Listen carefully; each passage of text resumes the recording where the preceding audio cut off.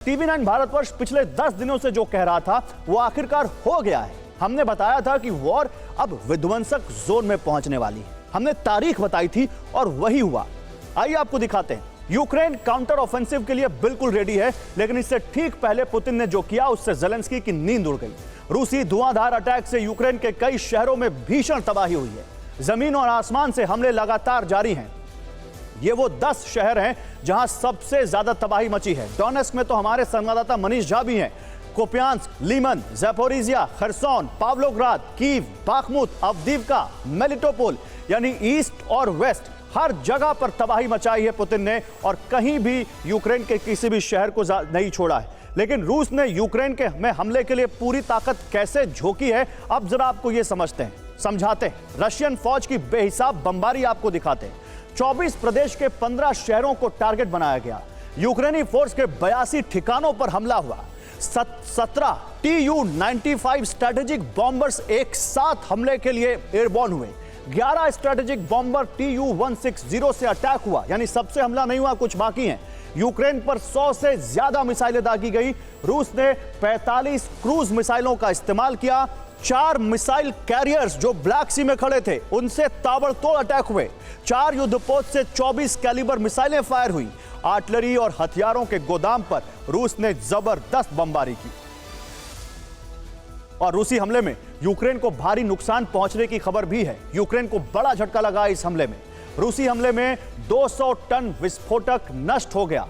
पावलोग्राद में सबसे बड़ा सैन्य बेस तबाह हो गया। S-300 समेत कई एयर डिफेंस सिस्टम बर्बाद हो गए। रूसी अटैक में एक रेलवे जंक्शन तबाह हो गया। रूसी हमले में कई बिल्डिंग्स को भारी नुकसान हुआ है। अब सवाल है कि क्या पुतिन यूक्रेन के काउंटर ऑफेंसिव प्लान को फेल कर देंगे? यहां लेकर आते हैं आपके लिए कुछ सवाल। देखिए, कुछ बड़े सवाल इस हमले से सामने आए। क्या पुतिन यूक्रेनी काउंटर ऑफेंसिव प्लान को फेल कर देंगे?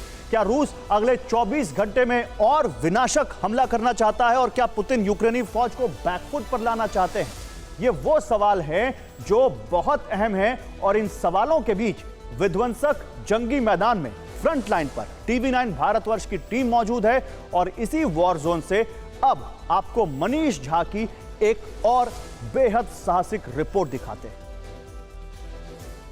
इस वक्त TV9 की टीम डोनबास में एक ऐसे फ्रंट लाइन पर जा रही है जहां पर आप देखिए कि हम टैंक के जैसा एक व्हीकल, जिसे मिलिट्री भाषा में APC कहा जाता है, उस व्हीकल पर सवार हैं। और उस व्हीकल के जरिए गड्ढे, नदी, नाले और ऊंचाइयों को पार करते हुए देखिए कितना कीचड़ है। जो बात कही जा रही थी कि बर्फ पिघलने के बाद इस पूरे टेरेन में बहुत सारा मड होगा, कीचड़ होगा, और उसके बीच में टैंकों की लड़ाई होगी, तो हम उसी फ्रंट लाइन पर जा रहे हैं। देखिए TV9 के कैमरे पर इस समय चारों तरफ धुआं ही धुआं।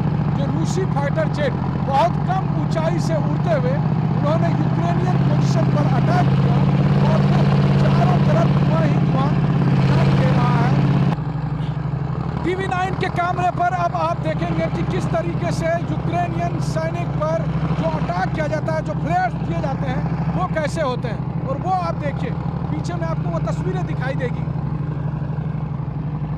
और आप देखिए इस वक्त आप देखिए जो धुआं होता हुआ आप देख रहे हैं। इस तरीके से लगातार रूस और यूक्रेन के जंग में इस तरह से अटैक किए जाते हैं।